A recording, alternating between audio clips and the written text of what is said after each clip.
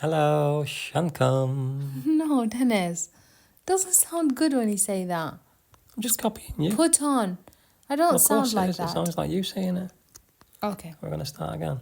No, Or are you that's leaving fine. this We'll in? just leave it. We'll just leave it until one day you're just gonna. Anyway. Right. So, welcome I'm in to... the mood. I'm yawning. I'm tired. We've left it very late again. Welcome to the Arab and the Manc. Hello. We have to do this very quickly because I is tired. Yeah, this And is she's been moaning at me constantly for not having this done earlier. Exactly. Every week, Dennis, every week, the Manc, you say, we're going to get this remedy before so we don't have to do it the day before. And then we end up doing exactly the same. I'm a busy man. And I'm not. Right, anyway, shall we continue? Yes, well, we just have to say, hello, this is Aya, the Arab, and, And I am Dennis the Manc. exactly. We don't have to say this. Yes, we have It's to. not a rule. It is a rule. Do you want to finish this thingy? Because already we're doing it from behind our nose. Yalla, what have you got to tell us today? Oh, hang on a minute. Why can't you do something? I am going to... What have you been doing every day this week while I've been studying? Working. At the Dennis, night don't. time, you have watched 2 entire series of a programme. Have you not, on Netflix? Yeah. Yes, you have. And I am... Could you not have been doing something? You could have I'm even done something also- about the programme you was I'm watching. going, you know what I'm really excited about? I'm going to start watching the 100 Years of Solitude. Is that a series Cien or is that a film? años de soledad. Huh? Is that a series or a film? That's series. I've read the book. It's, I'll wait for the film. It's Spanish. No, it's not a film. It's series. Sorry. I said I'll wait for I've the read film. the book and I know the writer's name. I don't know where they're from. I don't know if he's Colombian or... I'm not sure.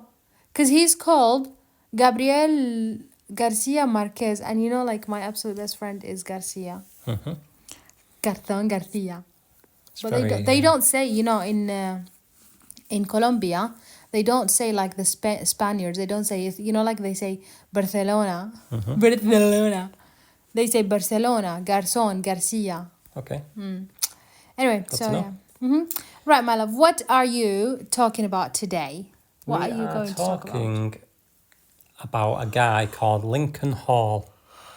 I've never heard of him in my life. I'm bored already.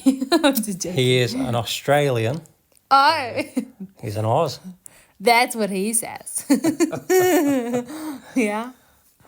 So he's an Australian mountaineer.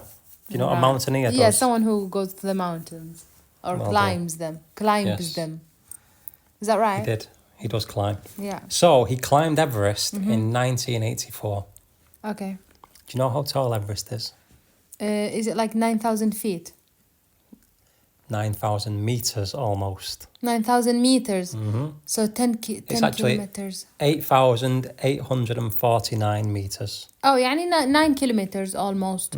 Above the sea level. Yeah. And what's underneath, we don't know. Well, I had a look at that because I've always thought like they don't actually climb very much of Everest because you go to base camp and then you just climb to top, but it's actually more than half of it they climb. Or No just way, really? just under half of it, sorry. So how many is that so they start- in miles? They start at 16,000 feet and it's like 20, I think it was like 27,000 feet or something. So they climb like almost half of it or well over a third anyway. It's quite a lot. So it's a lot, yeah. And Everest is in Nepal, no? Mm-hmm. Okay. All of it in Nepal. Well, it's in the Himalayas, which Yeah. it is, a bit of it goes into China, I think. Okay. But Everest itself is in Nepal, yeah. Yeah. So he climbed it in 1984, and then he was attempting to climb it again in 2006. How old is he? How old was he in 1984? That is a good question. It doesn't matter to anyway. which I have no answer. It's fine. Go on. He was born in 1955. So work it 55. out. Dennis, please don't do this to me. I'm not good at maths. What we doing? want What to did know. you want to know? In How old 1984, is he? Yeah. he was 29. So he climbed it again then in 2000 and... In 2006, So how old is that? he would have been 51 then. Wow. Almost your age. Yeah. But while they were attempting it, Stop looking there because the sound is bad like Sorry. that. So while he was attempting to climb it the second time, Yeah. he suffered altitude sickness, probably a cerebral edema. Oh. Do you know what that is? Mm-hmm. Do you want to tell anyone? No, anyway, yeah, I know what that is. Your listeners might not know. Oh, Dennis, this is not a medical lesson. What do you know about You it? know the edema is like a water retention of the water, you know. Well done. Swelling on the brain. Yeah. Which causes hallucinations and confusion and can be fatal. Yeah, of course. So it was so bad that his team attempted to rescue him for hours. Yeah. And So he went with someone. yeah, Not by because you don't himself. just go on your own, you go in a team, Okay. a group of people. And they were trying to rescue him for hours, but when their oxygen supply started running low, Yeah. and he was unconscious, they just decided, look, this guy's got no chance, we're just going to leave him. Yeah. Otherwise we'll all die. So they left him for dead, basically, at 8,700 metres, so just Yeah. just 150 metres below the summit. Goodness. Yeah. So next morning comes, and actually 12 hours later, another team are going up the mountain. So when you go up, you just go up, you say, yeah, I'm climb Everest, and you come down. Yeah. You don't stay there and like You might grill you might spend a and little eat bit. marshmallow. No, you'll spend a tiny amount of time there, and then you come back down, take some photos. That'll be about it. Okay. Because you haven't got enough oxygen. You need to get back down to the camp. So 12 hours later, then this other team going up the mountain. But on the way up there, they get to 8,700 metres, and Lincoln Hall's just sat there with his legs crossed, Yeah. his snowsuit down at his waist, Yeah. with his arms out, What? Yeah. no hat on, no gloves, no sunglasses, and he just said to them, "I imagine you're surprised to see me here." like nothing wrong with him at all. What? He'd spent the Was whole he, night- hallucinating. Well, he was, but he's obviously stopped being unconscious at some point. Yet. Come round completely lucid, obviously suffering hallucinations and stuff like that Yeah, still. of course. But yeah, as if Nothing happened. as if nothing's happened, as if he's like sat on the beach in Melbourne. What's the degrees up there where he was? How much would it have been? I don't know how much it is, but I mean it's freezing. Yeah, It's minus degrees. it's minus. Yeah, at that height. Yeah. A lot minus. Like Umio minus. Yeah, it will be. It'll be absolutely freezing. So he'd survived the whole night with no oxygen. How? No On God's protection. green earth. Exactly. No one knows. Miracle. Yeah. So the new team abandoned their attempt to rescue him, and they actually sent they radioed down and said we found the guy. He's alive. He's okay. Yeah. So they sent another group of 12 Sherpas. What does it mean? Sherpas are like Shepherds. no Sherpas. They're like local people from Nepal, mostly. Yeah. And who stay at that altitude, and they just help. They're kind of like experts of the mountain. So What are the they called? team Sherbert? Sherpas. Sherpers. I thought you said sherbet. Okay. When I was a kid, Yeah. we were told about the guy who first climbed Everest, What's his name? Edmund Hillary, Okay. and he also went up with a guy called Sherpa Tenzing, right? Okay. But Sherpa's just his job title. I never knew that for years. Yeah. Well, certainly not when I was a 10-year-old when I Yeah. heard about it. So for I don't know how long, but for a while, whenever you thought hear that about was- Sherpa Tenzing, that's his name. Starting out other things on mountaineering, and suddenly everyone's called Sherpa. You were like, what? That's his job. Wow. Yeah. So Light bulb moment. yeah, I knew all along. Yeah. So they sent him. Love They that. sent him up to help him, and Yeah. they brought him down, and he actually managed to walk the last part of the journey. Wow. But he had suffered frostbite, Oh. so he lost the tips of his fingers and one toe. But that was Oh. it. That's the only injuries he had, Okay. which is amazing. That's isn't really it? good thinking like that he spent the night there and given like the condition, everything. Yeah, it's ridiculous. I mean, he should have been long dead. Should have been dead. Yeah, But- that in them temperatures. Yeah. Anyway, so it What's turns the out moral of that the story? well, Joking. at another point, not long afterwards or not long. I think it was just before this. Yeah. Another guy had been left for dead, kind of, or he got lost anyway. Yeah. And they presumed he was dead, but other people then saw him on the mountain. Yeah. And we just going straight past him. Could see that he was struggling. He was dying. He was like, struggling, and they just decided to carry on with their own ascent just to get to the top. That's so selfish. And they then. Do you think it's selfish? Yeah, very. Because you do something to help. Yeah. But excuse me, I'm just gonna go to the top. I'm coming back. But let me just first But he was just left there for hours and hours, right. And then there was a guy called Mark Inglis who. He was from England. Came and told the story about him because everyone just presumed, no, he's gone there, he's died. About this other guy. Yeah, that about you're this. Talking about. Yeah, it's called David Sharp. Not Lincoln. Yeah. No, David a different Sharp. guy. Okay, yeah. And so he then told his story and said that he'd radioed this expedition manager and said, told him about he's there. He said he was ill prepared. He's lacking proper gloves. Didn't have enough oxygen. Yeah. And he was one that said like he'd seen people just walking past him. Yeah. And but he claims that he radioed this expedition manager, who told him that you can't do anything about him. He's been there for so many hours without oxygen, and he's effectively dead. So just leave him there. What? But then it turns out that this guy who he claimed he'd radioed said that that didn't happen. He said, I keep a log of every single radio call that I get, and that did not happen. I never got that radio call. So this guy then claimed afterwards that he's just maybe it was just his memory because he's at altitude and his brain's playing up and stuff like that. But it seems pretty dodgy, doesn't it? I think there's people that have seen him there and just thought, can't be bothered rescuing him. But really, I just feel that is just, I just can't believe that. I can't believe that people have seen him struggle so much and like on the verge, like dying, and just leaving him. Screw going up the top. Like, come on, where's your humanity? But I mean, these people have spent. It seems ridiculous, yeah. But people have spent thousands of pounds to get there. It might be the only chance you ever get to try and climb Everest. But you will let someone die. Yes, but that's what I'm saying. But they'll use that as an excuse, say, and they'll just make up their own mind.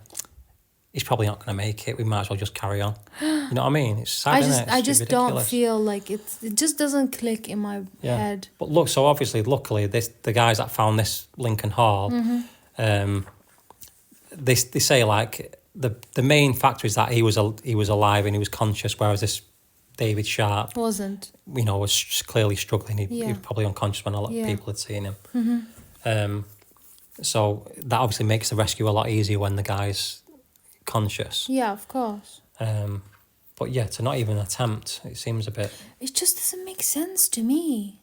No, crazy. I would rather rescue someone that screw the money. Would you? Yeah, of course you would. If you see someone in trouble, you help, don't you?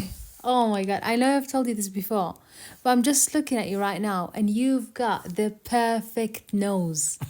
The perfect, يعني ما شاء الله, it's got no dent in it. It just slides. If anyone could slide on it like that. That's the problem with my glasses. They keep sliding down it though. There's nothing to stop them. But it's just perfect. It's just perfect, mashallah. Anyway, God please, let our kid have. Do you want them to have my nose or yours? Don't mind. You've got a nice nose. Okay, come on. Finish the story now. As long as they don't got a mixture of both, because then they'll have quite a long, straight nose with a big lump on the end of it. Okay. Ew, that sounds disgusting.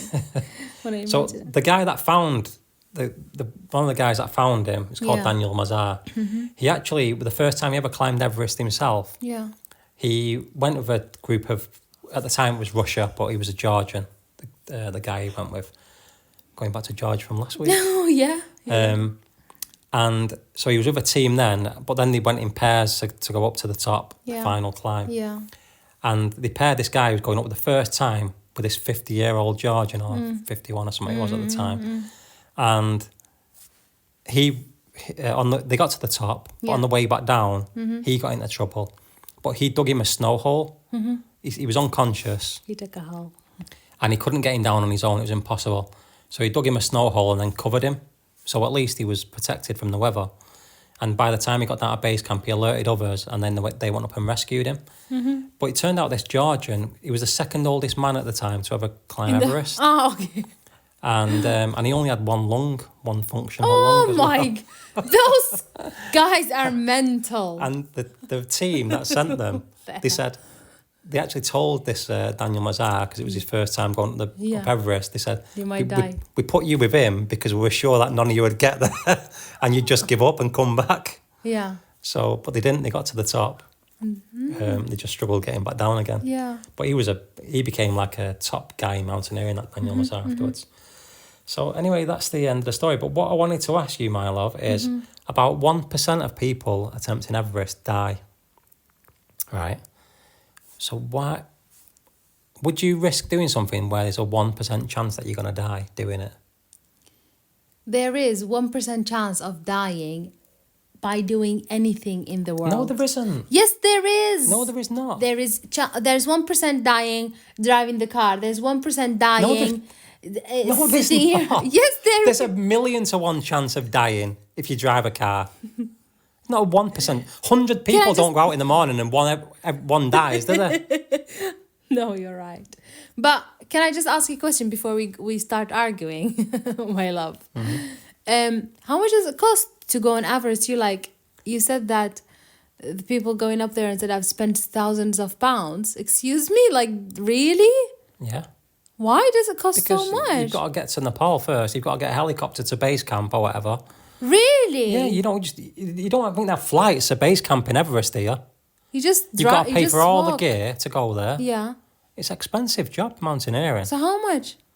Thousands. Yeah, and how much we talking? I don't know. I've never been, so how the hell would I know? Do you want me to Google it for you? I don't know, but I'm just wondering how much it might cost. I reckon you'd have to pay 15, 20 grand minimum. Are you kidding me? No. No way on God's green earth am I paying that much to climb a mountain. A well-supported climber with a local operator can cost around $35,000. Mamma mia. A climb with a Western operator can cost up to $200,000. No way. So the people who The go bare are rich. minimum, the minimalist attempts can cost around $20,000. That's if you go with a team that are not very well organised. With one lung. Yeah, because you've got to pay all the Sherpas and everything to go with you. You don't just go on your own. I'm gonna go Unless by you're a myself. lunatic. I'm gonna do it for £200. 200 quid, you're going to climb Everest in your flip-flops. For a pair of Crocs. No, okay. Look, I think some people have something they are so Right. passionate about. What's your favourite food?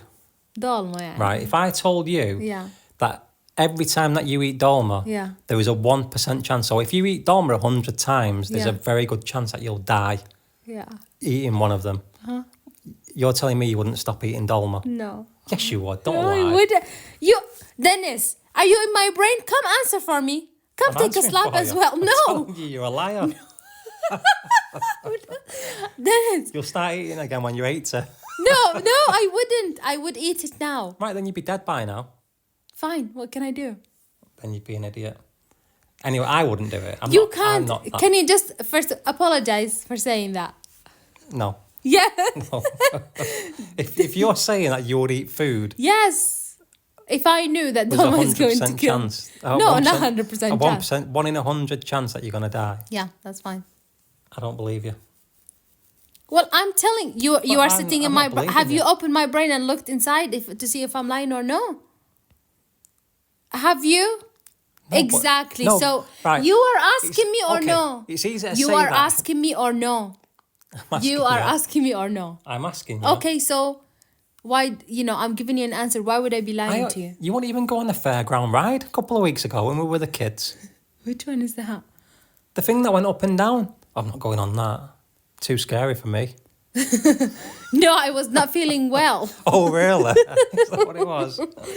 Then Anyway. if people are so passionate about something, what if, for example, they told you there is 1% chance of you dying from watching football match? I'd stop watching football. You would? Yes. Okay. So this means that you have no passion in your life. So there was 1% chance of you being with me. Answer the question now. That is. Yeah, but if I get you for the whole life, then that's different. But there is 1% chance you die because you are with me. Right. Dennis, answer the question. It is yes or no.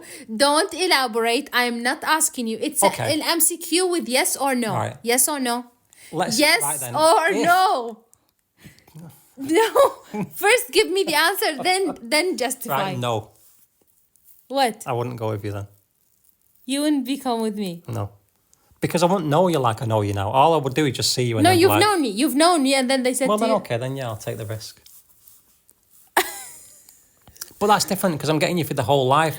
Everest, you go up once and you come back down again, and you didn't enjoy it because it was absolute agony. It was freezing cold. But that's for you. You don't see that. See that because I don't see anything mental. Anyway, right. But forget 1 in 100. What if I told you that you had a 1 in 3 chance of dying? Would you climb a mountain then? No. That's what people do. Annapurna. 1 in 3 people that climb Annapurna die. What's Annapurna? Another mountain. What's it called? Annapurna? Annapurna, yeah. Where is that? I forgot. Probably in the same region. Anyway, so there's 1 in 3%. How high is it? It's not, obviously, it's not as high as Everest. It's in Nepal, the same. Okay. Annapurna. Okay. It's 8,091 meters. So almost still high. Almost as high as Everest, because Everest was 8,000, almost 9,000 meters. It's like 850 less, Yeah. roughly. Okay. So, yeah, it's still high. It's still part of the Himalayas, actually. Says there. Okay. 1 in 3%. 1 in 3 people die climbing Annapurna. 33%. So it's inevitable. Inevitable. Because it's not even about skill. I mean, obviously you need skill to be able to climb a mountain that high, and it looks magnificent, though, doesn't it? You need the energy and you need everything, but you also need a hell of a lot of luck because there's that many avalanches. You know, you stand in a snow hole. Is that the danger with what happens to people apart from like being oxygen deprived so high up? Is that the danger? Is like avalanche and sinkhole, like not sinkhole, what are they called? Yeah, I know what you mean when you fall through like a false ground, like a snow bridge or what they call them. Yeah, I mean they're the big dangers. Yeah, but also altitude sickness and stuff like that. But it's just, and obviously you can just fall. But yeah, it's crazy. 1 in 3 people. Why the hell would you stand on a mountain? Yeah, I would definitely not do that. There's a 1 in 3 chance that I'm gonna die. Yeah. Why would you risk it? You must have a really, really shit home life. No, it's not. No, that's not true. People do it with their best friends and their. So if you've got kids and stuff like that, Dennis, you know, you're leaving all that behind. It's a bit selfish, don't you think? Because they've got to deal with that. I don't think so. When you die. I mean, it would worry me, but because people have passions in their life, you clearly don't have one. I have dolma, for example. What's your passion in life? What is something that if you did and you died, what can you do? It happens. For example, I'll tell you something.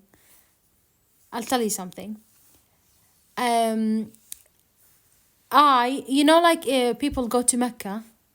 And unfortunately, sometimes it happens that they die because of I don't know what to say in English. Like a crush or something like that, like overcrowding or whatever. And I would still go. Yes, but that's different. That's like how many million people go there, and even if there's a major accident, like a big crush or whatever, 700-800 people die. You know, out of how many go? 3 million, 4 million, 5 million, whatever. That's still a tiny percentage, isn't it, of the people that are there. Compared to others, so you have problems with climbers. No, I just think it's. You're I just think it's belittling their crazy. passion. I'm not belittling it. You are. You said I'm not. I no mean, way. if people, I'm not gonna. People want to do it. They want to do it. That's Yeah. absolutely fine. Yeah. You know. But I'm just saying, I wouldn't do it, and that was my question: if you would do it, Yes, I would. and you say you would. Yes, I would. Why? Okay, so why you climb Everest, but you won't climb Annapurna. I would not climb Annapurna. No, if it's 33% chance, then absolutely not. Am I an idiot or what? Oh, sorry for those who climb. I'm not. I don't want to die. Basically, with something so predictable. Yeah, if death was so predictable, no, then absolutely not. Yeah.